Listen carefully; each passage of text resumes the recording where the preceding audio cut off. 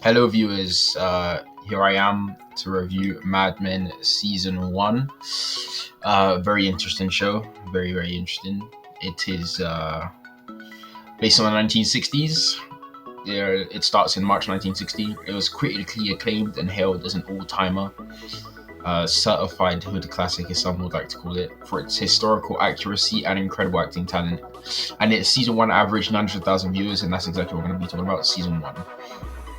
So let's get right into it. As I said, the first season is based in the 1960s. It opens in March 1960. Advertising executive Donald Don Draper gets a new secretary called Peggy Olson. Donald Don, or Big Don as I like to call him, is the main character of the show, basically. Works at a small agency, Sterling Cooper. But, however, it is small. It's still mighty. It's a pretty big, pretty well-known agency.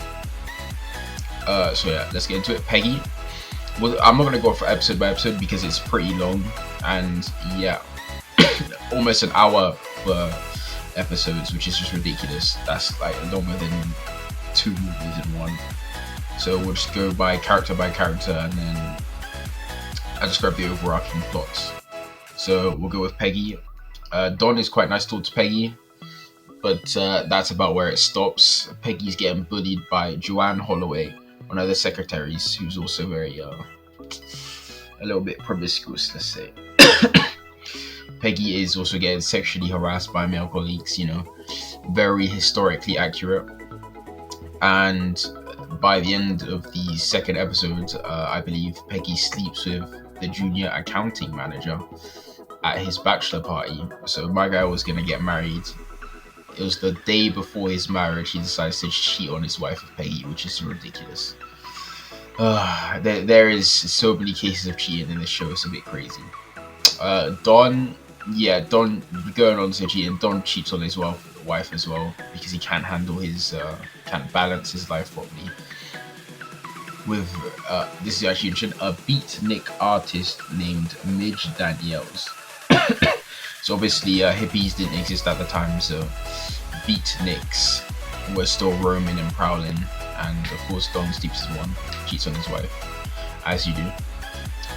Some other guy cheats on his wife with Joanne this time. Remember what I said about her being promiscuous? Called Roger Sterling. So yeah, this is already like 4 instances of cheating. It's just ridiculous. The women portrayed in this show, I've never seen anything like this before. If this is what the 1960s were like, wow, we've come a long way. We've come a long way. Like, what happened to shame? What is going on? But yeah, it's not just the women, the men as well are just horrible. I think everyone in this show has no morals, no boundaries, and yeah, as I said, what happened to shame?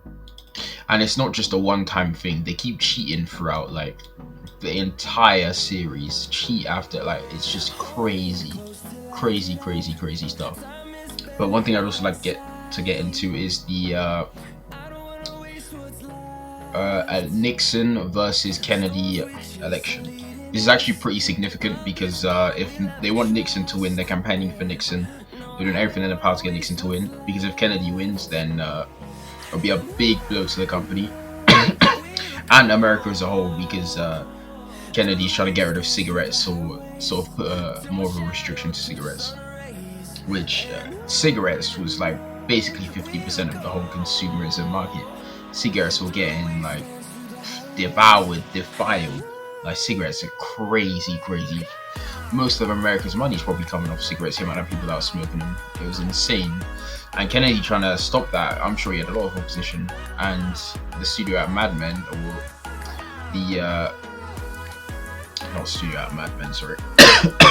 The people at Sterling Cooper Agency are trying to, of course, stop that from happening. So they want to get Nixon as president, which is a huge point in the show. I also want to touch on Don's brother, Dick Whitman, who went through the Korean War. Actually, the Korean War was just before this. The Korean War was in 1950 to 1953, so 7 years before this it ended. 7 years before the start of the Mad Men show. there's actually like a huge plot point involving the Korean War and the two characters. Technically, Don isn't really Don, but yeah, because Don is actually the lieutenant commander of his little platoon in the Korean War. And then Don dies, and then Dick Whitman takes his identity and assumes the identity of Don Draper. So technically, he's not even Don Draper, he's someone completely different. But yeah, he only does that to get out of the Korean War. Also, obviously Kennedy wins, and they have like a whole party on like Nixon winning and everything like that. But unfortunately, it doesn't happen because Kennedy decimates Nixon in the election. It's pretty wild. But yeah, crazy things. Historically, I'd say it's pretty accurate based on what we are studying. It's out of 10, I'd give it a 7. 70% on the moist meter. Only because it's not really my cup of tea, let's say. Still really high rating, personally for me. I would never really give shows high rating like this. Very long, very arduous, but the story was very good. A lot of plot twists here and there. I could see why people were eating this up in 2007. What I say sort of kills the show is just the women and like the fact that you kind of know this is happening, like in the 1960s. Like it's supposedly extremely historically accurate, and then the way they're just portraying people and everything, it's just horrible. Like for me, it's just a bit off-putting, but. But if I was to tell you to watch this show, you know, to get a bit of information for like the 1960s and all this and that, I would say hard yes, highly recommend it. It is well worth it if you want to actually learn stuff and know more about the environment of people around at the time. But if you were to watch it purely for story and just don't, it's just depressing. It's not worth it.